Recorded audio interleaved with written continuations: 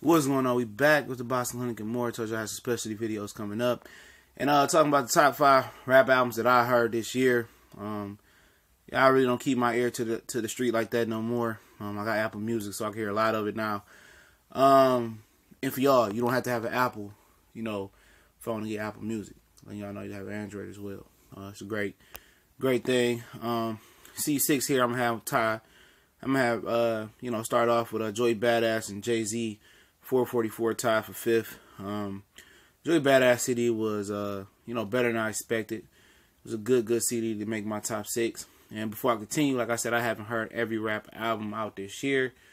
I don't really listen to Kodak Black, Migos Culture. I don't like their style. I'm more of the old, 90s, 80s lyrical type rap. I'm not into whipping the mama. I'm not really into none of that. Called it the Generation Disconnect. I used to like the Migos before they got their major deal, and then all their music just sounded repetitive. And I'm not into the little pumps, the extensions. I'm not into that crap. But Joey Badass, he had a good enough CD to crack my top 5. I think it was great. He took his time. Came with a lot of lyrical, solid production. Good CD. 444 grew on me a lot. When I first heard it, I said, I see where you're trying to go. You're trying to go to Lil Nas route and drop some knowledge.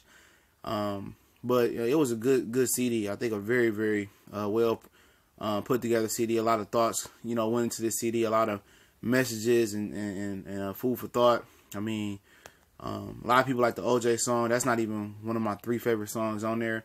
I like Marcy Me, Family Affairs. I mean, those are 2 of my favorite songs from that album. And the album was just super, super, super dope. I like what Jay-Z did with their, 4 for me, clear 4, was Rick Ross, Rather Me Than You.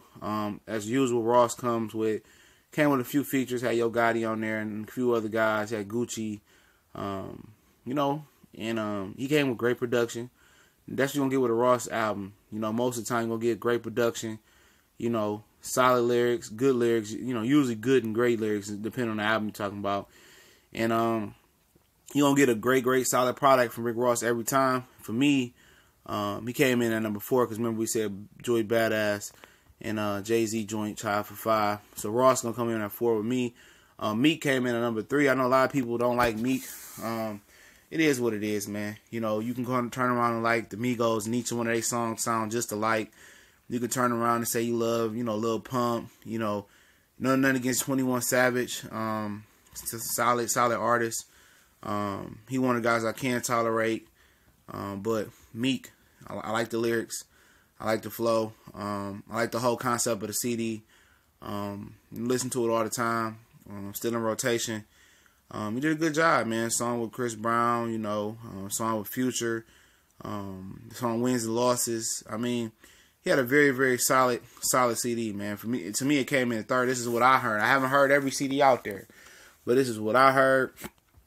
And I like the CD, and I'm a Meek fan. I like the first 3 LPs he dropped. A lot of people don't like him. Oh, he lost to Drake or this and that. Like, I'm not into that. I'm judging the quality of the album, I'm judging the production, the lyrics, and he come in at number 3 for me. Remember, this is 2017 strictly.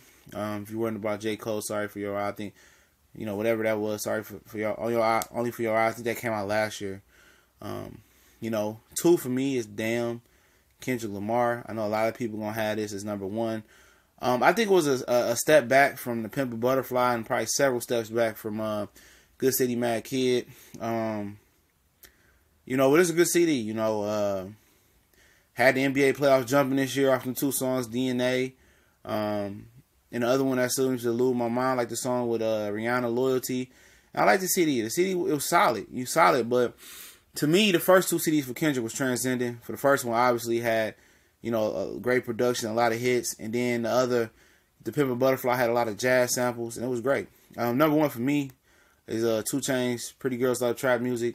I didn't expect that, maybe because it's number 1 for me, because I didn't expect, 2 Chainz to top his first LP based on the true story. I didn't expect him to do that well. And it blew me out of the water how good this CD really was. The production, the features was well. I love the song with Travis Scott. I love a little sample of OJ the Juice Man. To me, it's just my favorite rap album this year. I know a lot of people not going to agree with me. You know, you can drop your top 5 albums you heard this year. We going to